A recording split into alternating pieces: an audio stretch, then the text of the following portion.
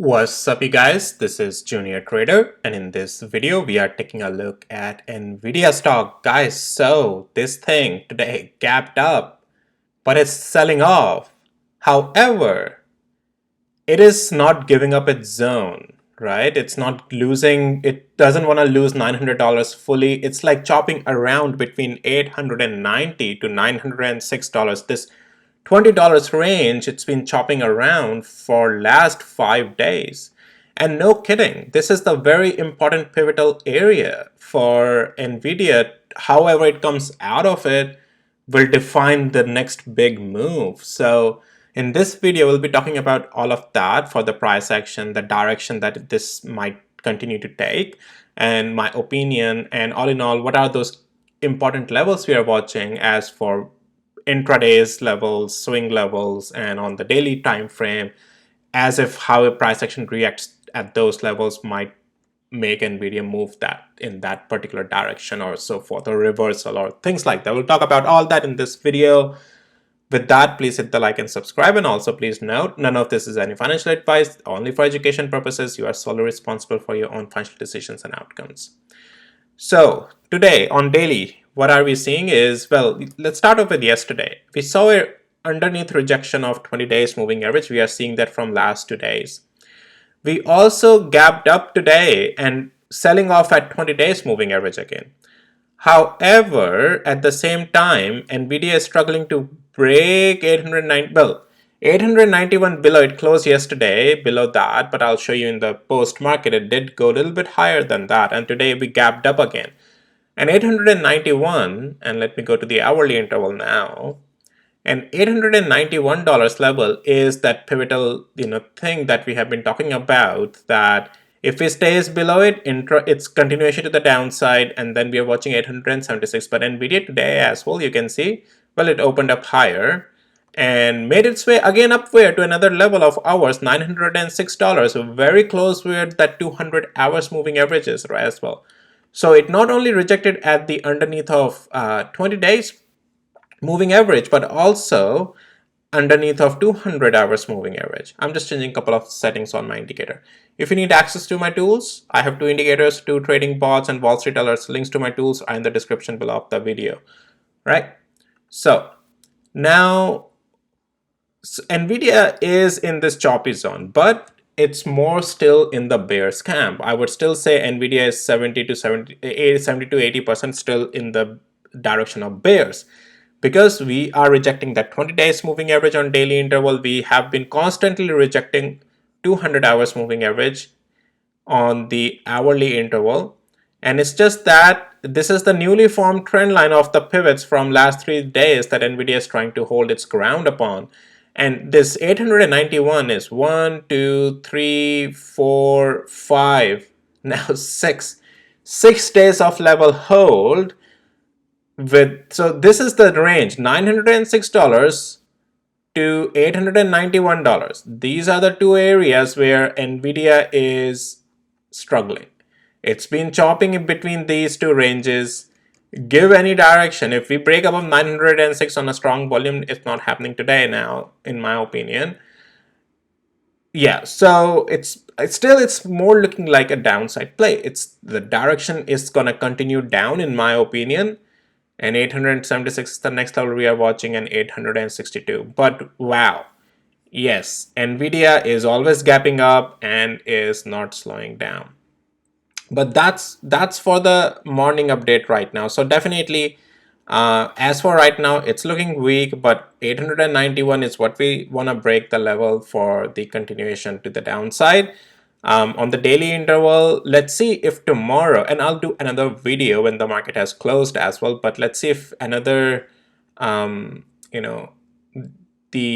tomorrow, if we lose 891, comes down to 875 or close below 875 and at 863.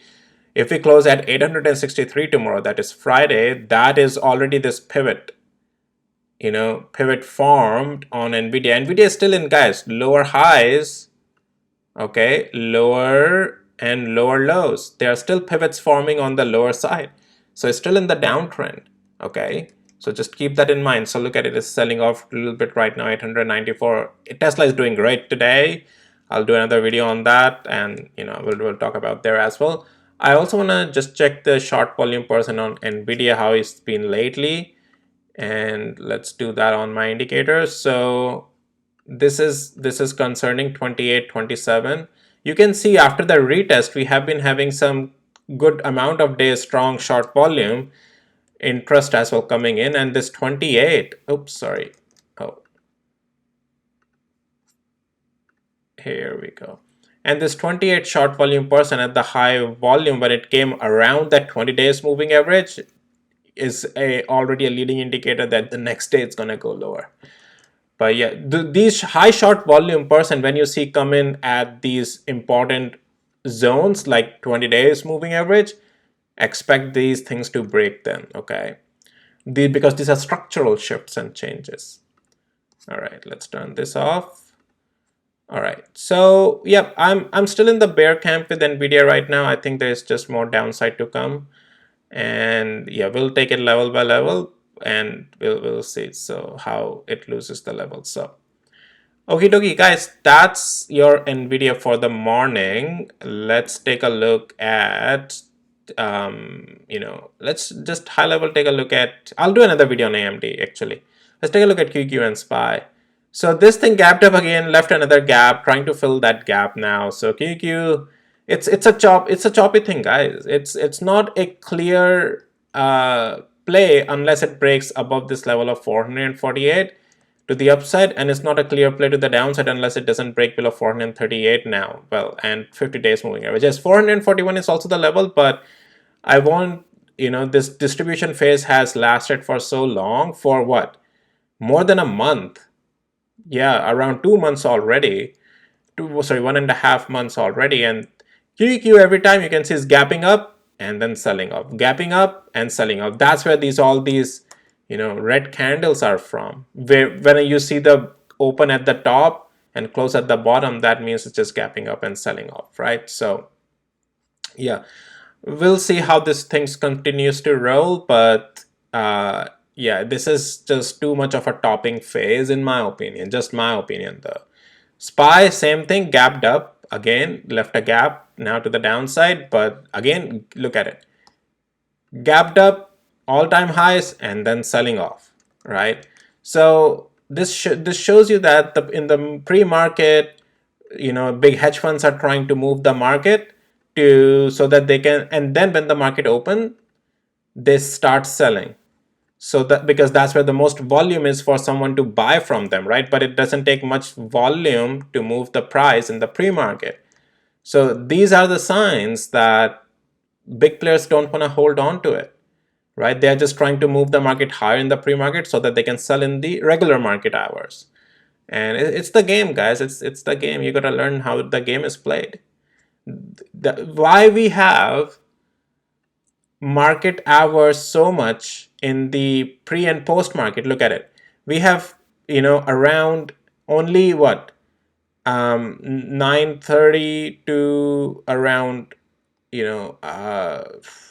trading view doesn't do it properly here, but yeah, we don't have much time during we have what, like 6 hours of trading hours, 6 or 6:30 hours of trading hours during the regular market, and then we have what, the pre and post market total adds up like 10 hours or 12 hours something. It's around that. I mean, not exactly maybe, but something around that, right? So yeah, like this is crazy, right? So I'm just trying to calculate somehow here, guys, sorry. 4 to 9, yeah, 4 to 9 is how much? 5 hours in the pre-market almost, and then we have, yeah, and 9, almost not, yeah, 9 or 10 hours of pre and post market combined, and then regular market is what, only 6.5 hours or so. So yeah, things are other way around, guys. It's market is built in the benefit of the big players. All right, guys, that's all for this video. If you found it helpful, valuable, hit the like, subscribe, and with that, I'll see you in my next videos, guys. Take care.